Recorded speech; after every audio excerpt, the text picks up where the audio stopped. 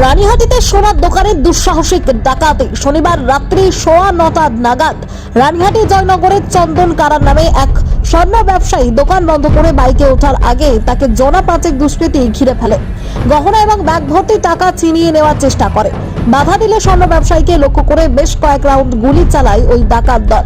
গুলি লক্ষ্যভ্রষ্ট হয়ে চন্দনের বাইকে লাগে। দুষ্কৃতীদের সকলের মুখে রুমাল বাঁধা ছিল। ব্যাগ ছিনিয়ে নিয়ে তারা 3টি মোটর বাইকে চেপে জাতীয় সড়কের দিকে পালিয়ে যায়। গোটা ঘটনাটি সিসিটিভি ক্যামেরায় ধরা পড়েছে।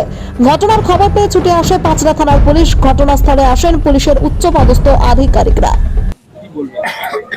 এটা প্রথম এই রানীহাটির বুকে এরকম একটা দুর্ভাগ্যজনক একটা ঘটনা, যে ঘটনায় এলাকার মানুষ খুবই সন্ত্রস্ত।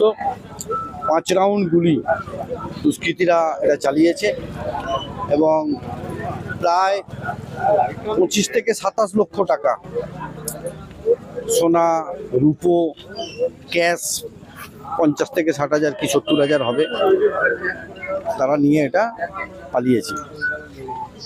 এই হচ্ছে মূল ব্যাপার। খুব ভাগ্য ভালো যে ছেলেটা গায়ে গুলি লাগেনি। সময়টা কটা হবে? 9:20, এক্স্যাক্ট 9:20। দোকান বন্ধ করছিল, দোকান বন্ধ করে শাটারটা বন্ধ করছে, ব্যাগটা কোলের কাছে রেখে আর গুলিটা চালিয়েছে। বাইকে লেগেছে, নাহলে ওর গায়েই লাগে। মারাত্মক ব্যাপার ঘটে গেছে, যেটা গুলি মারা এরকম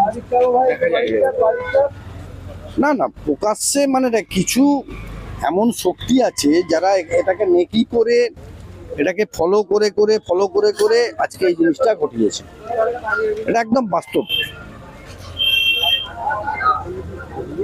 পুলিশ তদন্ত শুরু করেছে। পুলিশ তদন্ত শুরু করেছে। এটা অ্যাকচুয়াল জুরিডিকশন নিয়ে একটু ব্যাপার ছিল, কারণ অ্যাট প্রেজেন্ট আমরা পঞ্চায়েতের ট্রেড লাইসেন্স দেখলাম। প্রথমে ভেবেছিলাম পাঁচলা বর্ডার ট্রেড লাইসেন্স ইত্যাদিগুলো দেখে মনে হলো যে এটা permission panchayat under Kandua panchayat, Sankrail PS.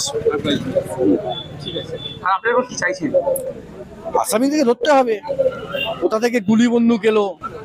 যেখানে আমাদের আইনের শাসন প্রতিষ্ঠার কথা আমাদের মুখ্যমন্ত্রী বলছেন, কিছু দুষ্কৃতীরা এই অপকর্ম করে বেড়াচ্ছে যাতে আইনটাকে বিঘ্ন ঘটানো যায়।